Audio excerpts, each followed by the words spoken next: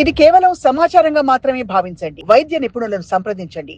Bacteria వైరస్ల కారణంగా మనకు అనేక జబ్బులు వస్తున్నాయన్నది మనకు తెలిసిన విషయమే. అయితే వీటి నుంచి కాపాడేందుకు శరీరంలో చాలా ఏర్పాట్లే ఉన్నాయి. శరీరంలోకి చొచ్చుకొచ్చిన రోగకారక సూక్ష్మజీవులను గుర్తించడం మొదలుకొని వాటిని నాశనం చేసే వరకు అన్ని రకాల చర్యలు రోగనిరోధక వ్యవస్థ తీసుకుంటోంది. ఇందుకోసం ఇందులో ప్రత్యేకమైన ఏర్పాట్లు ఉంటాయి.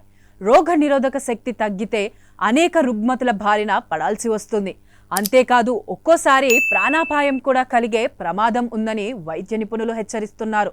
రోగనిరోధక వ్యవస్థ తగ్గడం ఆరోగ్యానికి చేటు అన్న విషయం ఇప్పటికే అనేక పరిశోధనల్లో సైతం వెల్లడైంది.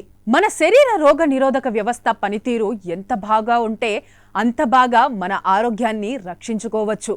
ఇన్ఫెక్షన్లు, వ్యాధుల నుంచి రక్షణ పొందవచ్చు, బయటపడేందుకు వీలుంటుంది. అయితే రోగనిరోధక వ్యవస్థ బలహీనపడేందుకు తగిన పోషకాహారం తీసుకోకపోవడం కూడా కారణమవుతుంది. రోగనిరోధక వ్యవస్థ బలహీనపడటాన్ని ఎలా గుర్తించాలి, ఎలాంటి లక్షణాలు కనిపిస్తాయో చూద్దామా? రోగనిరోధక శక్తి తక్కువగా ఉంటే ఎప్పుడూ అలసటగా అనిపిస్తుంది. ఏ పని చేయాలన్నా నీరసంగా ఉంటుంది. చాలా నీరసంగా ఉండడం వల్ల బద్ధకం పెరుగుతుంది, ఉత్సాహం తగ్గుతుంది. తరచూ ఆరోగ్య సమస్యల బారిన పడుతుంటాం. అలాగే తరచూ దగ్గు, జలుబు, జ్వరం, ఇన్ఫెక్షన్లు వస్తూ ఉంటాయి.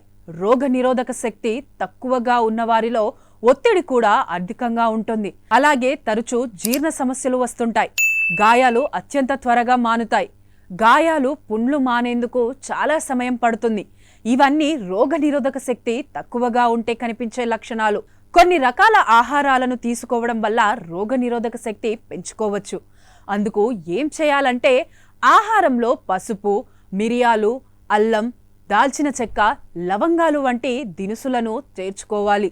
ఇవి రోగనిరోధక శక్తిని పెంచడంలో కీలక పాత్ర పోషిస్తాయి.